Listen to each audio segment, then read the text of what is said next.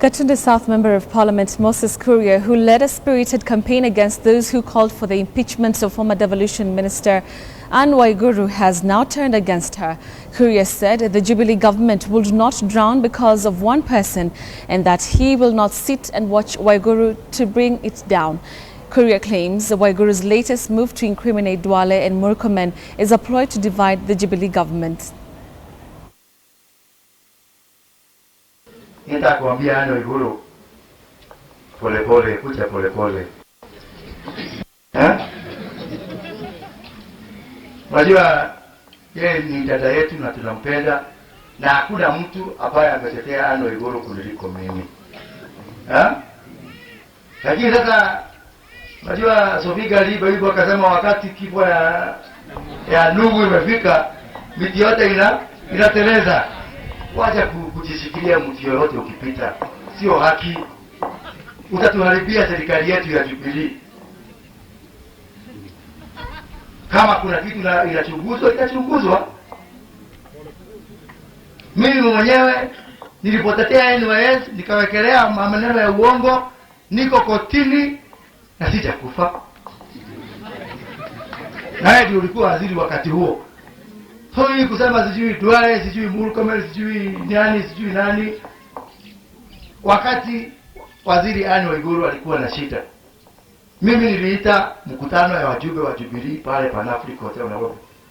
Nikamwambia dada yangu Anne Waiguru, kama unaogopa kwenda kwa wale wa upinzani, kuja tujifungia pahali utuambie ukweli. Na akakuja. Sikusikia akisema Duale. Pengine nikabadilisha mawazo yangu wakati huo. Wakati huo sikusikia amesema Murkomen. Sikusikia amesema Faruk. Na mimi nilikwambia hii sio watu wa upinzani, ni yetu sisi watu wa Jubilee. Mbona sasa tu ndio umefikiria sijui ulipigwa simu ulifanywa nini? Mimi nitakwambia Anne Waiguru, sisi kama Jubilee tuko na stress ya kutosha.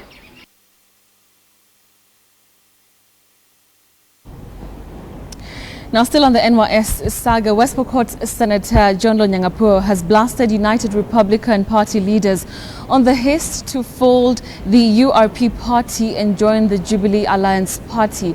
Lonyangapuo claims it was a calculated move to hide the truth about the lost National Youth Service millions, which has kept the country on the verge of collapse. He accused URP leaders of propagating corruption in the government and called on leaders mentioned in the scandal to resign to facilitate investigations into the matter. Nataka tuulize President Uhuru Kenyatta, hatukupigia mwingine kura kama rais tulikupa wewe. Raila alianguswa na wale wengine 6 waliokuwa nabishana na wewe, tukampa yeye kura. Kwa nini serikali yake wanaanza kuwa wesi? Na yeye achukui fimbo na kukonga mwisi.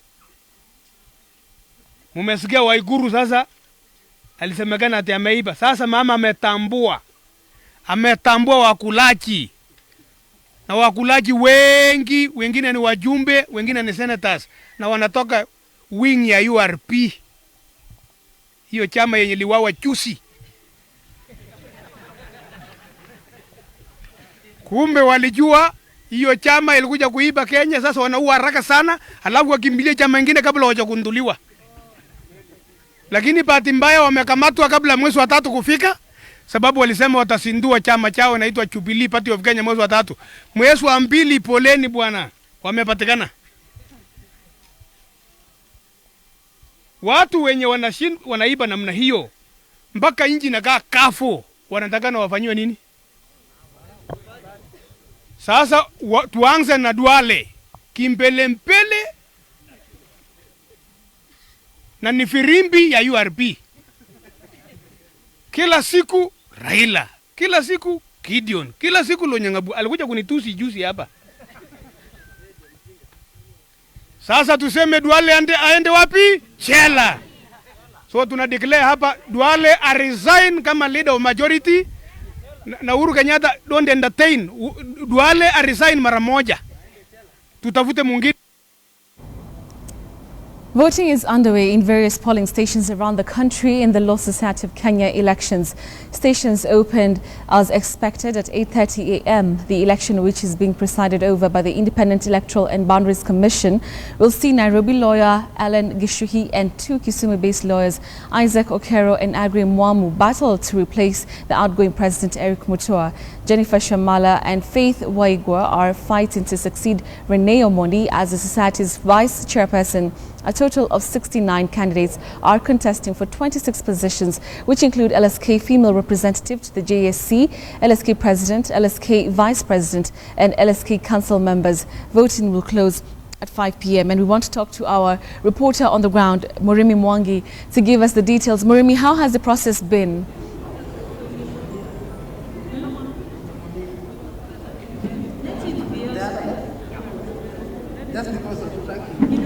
The LSK elections ongoing here at the Milimani Law Courts. I'm here with one of the presidential aspirants, Mr. Alan Wayaki Geshohe, who's of course going to be shedding some more light on what he feels about the ongoing exercise. He's been voting at the Supreme Court.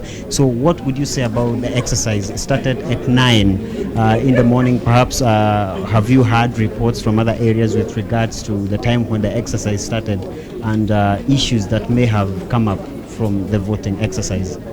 Well, everything has gone smoothly. The only issue is, of course, Nakuru, which started late because they didn't have the ballot box papers for cost. But we're happy with IBC. And since the voting is still going on, unfortunately, I cannot comment much beyond that. Yeah, but I'm happy with the exercise. All the candidates are happy with the exercise. That's all I can say. Now, you've been insistent that you're going to be clinching this presidential seat for the LSK. What happens if you lose in this election? No, I've not really said that I'll insist. Every candidate has got the right, is very optimistic of clinching it. So we all pray for the best. I can't say I'll clinch it or my rivals will clinch it. We'll know the outcome at 9 p.m. Yeah. Now, what have been the key highlights of your campaign manifesto in regards to the contest for the LSK presidency? Well, at this particular stage, as I said, the polling is going on. I cannot talk about my manifesto because we've got to respect the IBC code of conduct. So, regrettably, I cannot answer that at this stage. Yes. Now, regarding the entire voting exercise, we've seen such a huge turnout of voters here, lawyers coming out to vote. What does it mean with regards to the importance that lawyers attach to the voting that is happening here today and in many other polling stations across the country? Well, this is going to be one of the biggest turnouts in the past few years, especially considering the fact that more advocates have joined the role of the advocates. And we're optimistic we probably will get a huge turnout this time round. But as I said, we still have the afternoon to go and we hope for the best. Yes. Okay, so that has been Alan Wayaki Gishuhi, one of the presidential aspirants for the LSK. And of course, I'm going to be speaking to a contestant for the position of the women representative in the JSC, Ms. Florence Mwangangi. She was here. I think she's left, but the elections have been ongoing starting from 9 a.m. Of course, apart from that delay in the opening of the voting stations in Nakuru, much of what has been happening here, according to the IBC officials, has been a smooth elections, not only in terms of the turnout of the high number of lawyers that are participating in the exercise, but the sanctity of the exercise that has been ongoing in 25 polling stations across the country. This, of course, being one station that has attracted a high turnout of voters here at the Milimani Law Courts. Of course, the key positions being contested here being, of course, the presidency of the LSK that has 3 candidates, Mr. Alan Wayaki Geshohe, of course, James Agri Mwamu, and Isaac Okero. Of course, each of them with their key campaign manifestos insisting that they have the potential to restore the glory, if you may, of the LSK. Contest for the vice chairs or the vice presidency also attracting 2 contenders. Of course, Jennifer Shamala, a very good debater and a key contestant that is going off against Faith Waigwa, who of course happens to be fronted by the Okoa LSK movement.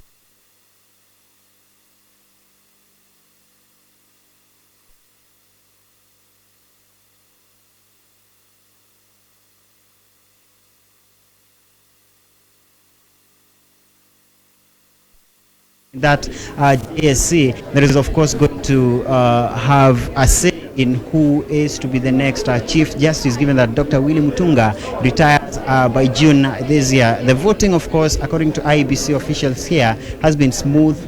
Not any incidents are reported here, and of course across the country, that is happening across 25 polling stations. Back to you in studio. Thank you very much, Marimi Mwangi there, giving us details of what's taking place in the LSK elections. Of course, voting is currently underway, and we'll know the results after the voting closes at 5 p.m. We expect that the results will be out by 9 p.m. this evening. So we'll take a short commercial break, but we will be back. We have stories coming in from across the country, including that one about Kevea girls caning video that went viral. We have the details or an update we'll be giving you soon. Stay with us.